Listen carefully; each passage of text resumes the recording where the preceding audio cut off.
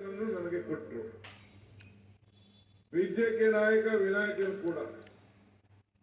ಅದಕ್ಕೆ ಅವರಿಗೆ ನಾನು ಅಭಿನಂದನೆಗಳನ್ನ ಧನ್ಯವಾದಗಳನ್ನ ಅರ್ಪಿಸಲಿಕ್ಕೆ ನಾನು ಬಯಸ್ತಾ ಇದ್ದೇನೆ. ಸಚಿವ ಜಮೀರ್ ಅಹಮದ್ ಖಾನ್ ಈ ಕುರಿತು ಮಾತಾಡಿದ್ದು, ಈ ಭಾಗದಲ್ಲಿ ಬಹಳ ವರ್ಷದ ಕನಸು ಇಂದು ನನಸಾಗಿದೆ.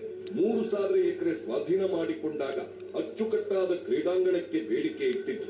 ಹಿಂದಿನ ಬಿಜೆಪಿ ಸರ್ಕಾರದಲ್ಲಿ ಡಿಕೆ ಸುರೇಶ್ ಪ್ರಯತ್ನ ಈಡೇರಲಿಲ್ಲ. ಈಗ ಆ ಕನಸು ನನಸಾಗಿದೆ ಎಂದಿದ್ದಾರೆ ಜಮೀರ್ ಅಹಮದ್.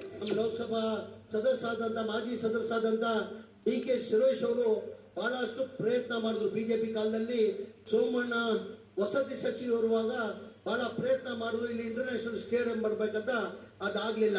ನಮ್ಮ ಸರ್ಕಾರ 2023 ನಮ್ಮ ಸರ್ಕಾರ ಬಂದಾದ್ಮೇಲೆ ನಾನು ವಸತಿ ಮಂತ್ರಿ ಆದ್ಮೇಲೆ ನನ್ನನ್ಸಿಗೆ 10 ಬಾರಿ ಇಲ್ಲ 100 ಬಾರಿ ಬಂದು ನಾನು ಒತ್ತಡ ಮಾಡಿ ಡಿಕೆ ಸುರೇಶ್ ಅವರು ಇಲ್ಲಿ ಇಂಟರ್ನ್ಯಾಷನಲ್ ಸ್ಟೇಡಿಯಂ ಆಗ್ಲೇಬೇಕಂತ ಹೇಳ್ಬಿಟ್ಟು ಇವತ್ತು ಒತ್ತಡ ಮಾಡಿ ಇವತ್ತು ಏನು ಗುದ್ಲಿ ಪೂಜೆನ ಮಾಡಿದ್ದಾರೆ, ಇವತ್ತು ನಾವು ಮಾಡಿದ್ದೀವಿ.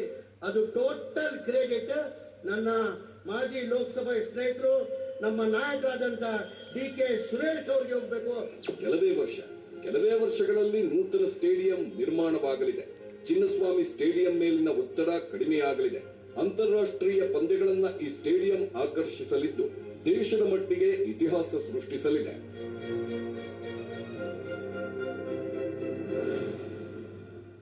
ದಿನೇ ದಿನೇ ಬೀದಿ ನಾಯಿಗಳ ಹಾವಳಿ ಹೆಚ್ಚಾಗ್ತಾ ಇದೆ.